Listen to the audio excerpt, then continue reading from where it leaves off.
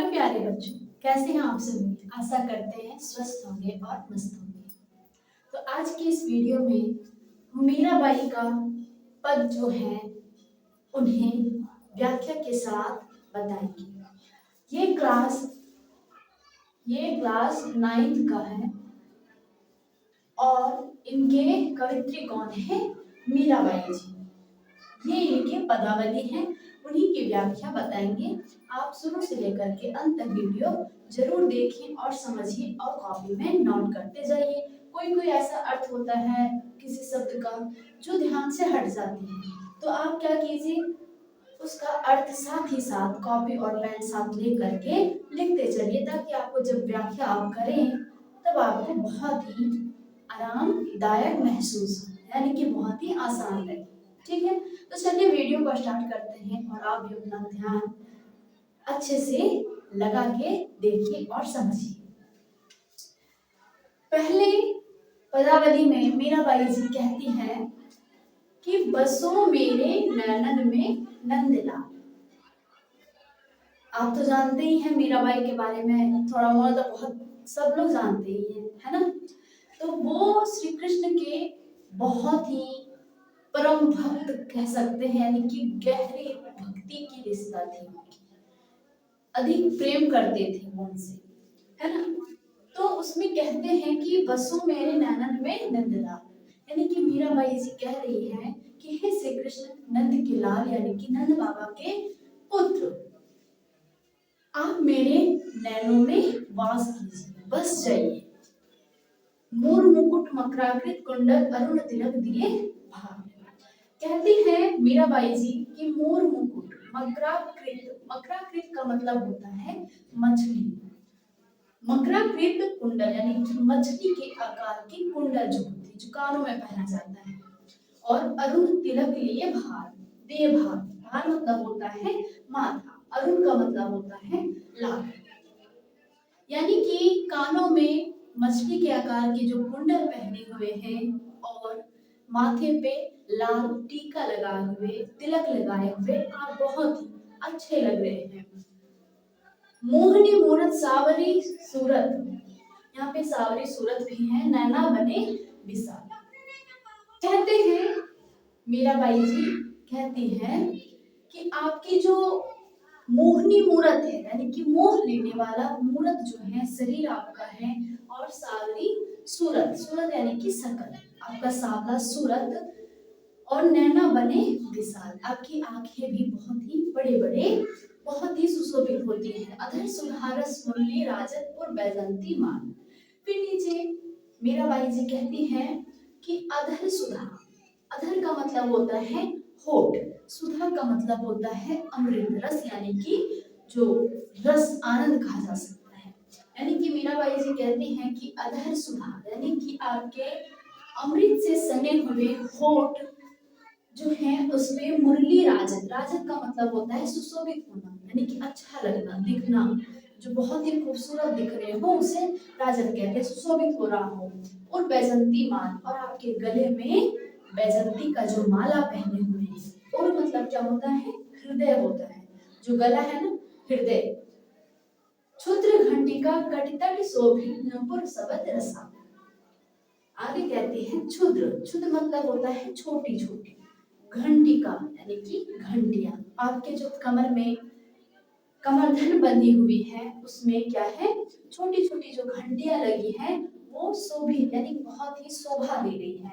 नुपुर सबद रसाल, नुपुर का मतलब होता है पैरों में जो पहने हुए पायल होते हैं उसे नुपुर कहते हैं, और उसकी सबद यानी कि उसकी जो ध्वनि है वो बहुत ही रसाल है, यानी से रस से आनंद से भरा हुआ है। मीरा प्रभु संतन सुखदाई भक्त वत्सल गोपाल, मीरा प्रभु संतन सुखदाई, यानी कि मीराबाई जी कहती है कि ये जो मेरा गिरधर गोपाल प्रभु जो है वो सभी संतन को सुख देने वाले हैं, यानी कि जो उनके भक्त हैं उन्हें वो बहुत ही बछल गोपाल, बहुत ही वत्सल, यानी कि जैसे बछड़ों को प्यार करते हैं वैसे ही सारे भक्त को भगवान श्री कृष्ण जी उन्हीं के समान प्रेम करते हैं। तो आशा करते हैं कि आपको पहला पदावली समझ में आया होगा। अब चलिए दूसरे को समझिए। पायो जी मैं तो राम रतन धन पायो। ये आपने गाना भी सुना होगा, है ना। मीराबाई जी कहती हैं कि पायो जी मैंने तो राम रूपी धन को पा लिया है। ये जो मेरे पास ईश्वर है, भगवान है, श्री कृष्ण जो है, वो राम रूपी धन के समान है। उन्हें मैंने क्या किया, पा लिया है। वस्तु अमोलक दी मेरे सद्गुरु कृपा कर अपनायो। और वस्तु अमोलक जो मेरे पास अभी है, मौजूद है, वो वस्तु किसने दिया है, इनके सतगुरु यानी कि इनके सच्चे गुरु ने। जो उन्होंने दिया है वो बहुत ही अमूलक है। ये मीराबाई जी बता रही हैं कि मेरे जो सतगुरु हैं उन्होंने जो मुझे वस्तु दिया है वो बहुत ही अमूलक है, यानी कि बहुत ही कीमती है, जिसकी कोई कीमत नहीं लगाया जा सकता। और कृपा कर अपनायो, और हमें कृपा करके अपनाए हैं। जन्म जन्म की पूंजी पाई जग में सभी खोयायो। कहते हैं मीराबाई जी कि जन्म जन्म की पूंजी पाई, मैंने जन्मों जन्म की जो पूंजी थी वो मैंने इस जन्म में पा लिया है। और जग में सभी खोयायो, और मैंने संसार में सभी को खो दिया है। उन्हें किसी की परवाह नहीं थी मीराबाई जी, वो तो सिर्फ अपने भक्ति में लीन रहती थी। खर्चे नहीं कोई चोर न लेवे दिन दिन बढ़त सुनाओ। कहती हैं कि इनके प्रति जो है कोई खर्चा नहीं है, जो मेरे पास है उसके पीछे कोई खर्चा नहीं। अगर हम कोई चीज खरीदते हैं या तो कोई वस्तु हमारे पास होती है तो उनके पीछे खर्चा भी होती है ना। लेकिन जो मीराबाई के पास है उसके पीछे कोई खर्चा नहीं है, और ना ही कोई चोर उसे ले जा सकता है, ना कोई चुरा सकता है। ये तो दिन दिन बढ़त सुहाओ, ये तो दिन पर दिन बढ़ते ही जा रहा है। यानी कि जो मेरा के प्रेम है श्री कृष्ण के प्रति, उन्हें ना कोई चुरा सकता है और ना खरीद सकता है। ये तो उनके प्रति हर दिन उनका प्रेम जो है वो बढ़ते चला जाता है। सत की नाव खेवटिया सतगुर भव सागर तर आरो।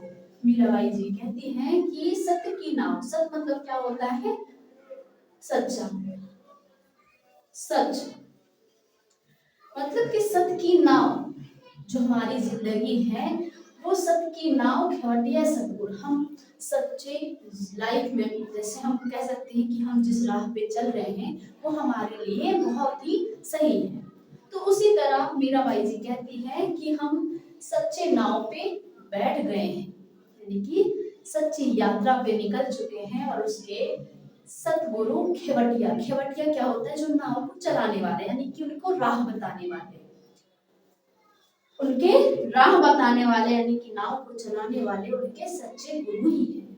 वो गलत राह पे नहीं ले जा सकते। भर भव सागर तरायो। और मीराबाई जी कहती हैं इसके मदद से हम भव सागर यानी कि ये जो माया मोह की संसार है, इस रूपी संसार को हम तराए हैं, यानी कि पार कर गए हैं। मीरा के प्रभु गिरधर नागर हरक हरक जस गायो। कहती हैं मीराबाई जी कि मीरा के प्रभु गिरधर नागर, मीराबाई जी कहती हैं कि ये जो प्रभु है गिरधर नागर यानी कि गिरधर गोपाल है ना, उनका मैं हरक हरक यानी कि प्रसन्न होकर के उसके जस को मैं गाती हूँ, यानी कि मैं किसी भी प्रकार से दुखी नहीं, बहुत ही प्रसन्न हूँ, है ना। तो दूसरे पदावली में मीराबाई जी आपने देखा कि क्या बताती हैं। अब चलिए तीसरा में भी समझिए कि क्या होता है। तीसरा, चौथा, पांचवा, इसमें 5 पदावली है, वो अभी आपको आगे आगे मिलते चला जाएगा, ठीक है। समझिए तीसरे पद में क्या कहती हैं मीराबाई जी। माही रे मैं तो लियो गोविंदा मोर। माही रे मैं तो गोविंदा को यानी कि श्री कृष्ण को मोल ले लिया है। किससे ली है, अपने सच्चे गुरु से। कोई कहे छाने कोई कहे चुपके लियो रे बजंता ढोल। कहती है मीराबाई अपनी माँ से कि माँ मैंने गोविंदा यानी कि श्री कृष्ण को मोल ले लिया है। लेकिन पता है आपको इस विषय में बहुत सारे लोग क्या कहते हैं, कहते हैं कोई कहे छाने, छाने का मतलब होता है छीनना चुराना। यानी कि जो मैंने श्री कृष्ण को लिया है, सबको लगता है, कोई कहते हैं चुराया है, तो कोई कहते हैं छीन के लिया है, कोई कहते हैं चुपके से लिया है। लियो रे बजंता ढोल, लेकिन मैंने तो बजंता ढोल यानी कि सबको जना करके लिया है। कोई कहे मूंगो, कोई कहे सूंगो, लियो रे तराजू तोल। कहते हैं कि कोई कहता है महंगे महंगे में लिए हैं, यानी कि महंगा पड़ गया। कोई कहता है सूंगो यानी कि सस्ते में ले लिया है, लेकिन मैंने तराजू तोल यानी कि बराबर करके लिया है। ना ही महंगा लिया ना ही सस्ता लिया, जो है मेरे पास वो एकदम सही है। जैसे कहते हैं ना, कोई कहते हैं घाटे में चले गए, कोई कहते हैं फायदे में, लेकिन नहीं, मैं जो हूँ वो बराबर में, ना घाटे में गई ना ही फायदे में। ठीक है। कोई कहे कारो, कोई कहे गोरो, लियो री अमोलक मोल। कहती हैं कि कोई कहता है काला है, कोई कहता है गोरा है, लेकिन मैंने तो अमोलक यानी कि अमूल्य वस्तु को लिया है, ना ही काला है ना ही गोरा है, बहुत ही कीमती है। या ही कुसब जानत है, लियो रे आँखी को। कहते हैं कि ये जो है ये बिना देखे समझे जाने ही मीराबाई जी ने श्री कृष्ण को ले लिया है। ये बातें कह रहे हैं कि कोई और कह रहा है ना। मीरा को प्रभु दर्शन दियो दियो पूर्व जन्म को गोद। कहती है मीराबाई जी कि हमें श्री कृष्ण ने जिस दिन दर्शन दे दिया या तो देंगे, उस दिन मेरा जो पिछले जन्म का जो पुण्य है वो मतलब किया हुआ पूर्ण हो जाएगा। जैसे कहते हैं ना हमारा जीवन सफल हो जाना, वैसे ही जो पिछले जन्म की जो मेरी है वो क्या हो जाएगी, पूर्ण हो जाएगी। मैं तो सावरे के रंग राजी। चौथे पदावली में कहती है मीराबाई जी कि मैं तो सावरे के रंग में रच गई, यानी कि मानो ये है श्री कृष्ण जी और ये क्या है, सावरे है ना। मीराबाई जी इनके रंग में क्या हो गई, रच गए, यानी कि पूरी तरह से इनकी दीवानी हो गई। वही मीराबाई जी बताती हैं कि मैं तो सावरे के रंग में रच गई हूँ, यानी कि उनके प्रेम में पूरी तरह से मग्न हो चुकी हूँ। साज श्रृंगार बांध पग घुंघरू, लोग लाज तज नाची। सज श्रृंगार यानी कि पूरा श्रृंगार करके, पैरों में घुंघरू बांध करके, अपने लोक लाज को त्याग करके सभी के सामने, यानी कि अपनी लोक लाज को त्याग करके क्या की, नाची। गई कुमति लई संधु के संगति, भक्ति रूप भई प्राची साची। यानी कि मीराबाई जी कहती हैं कि गई कुमति, हमारे अंदर की जो कुमति थी यानी कि खराब मति।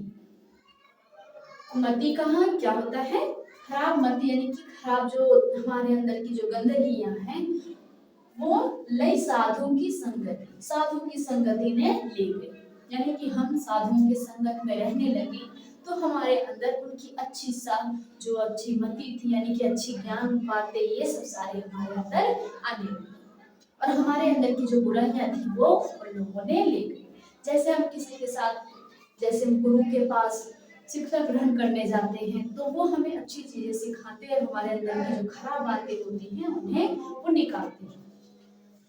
गाय गाय हरि के गुण निस्दिन काल व्यासु बाची। कहते हैं मीराबाई जी कि हम हरि के यानी कि विष्णु के, श्री कृष्ण के गुण को गा करके क्या हुए, काल व्यासु बाची, यानी कि व्याल मतलब होता है सांप, काल मतलब जो काल रूपी सांप से बच गए, यानी कि हरि के गुण को गा गा करके हम काल रूपी सांप से बच गए।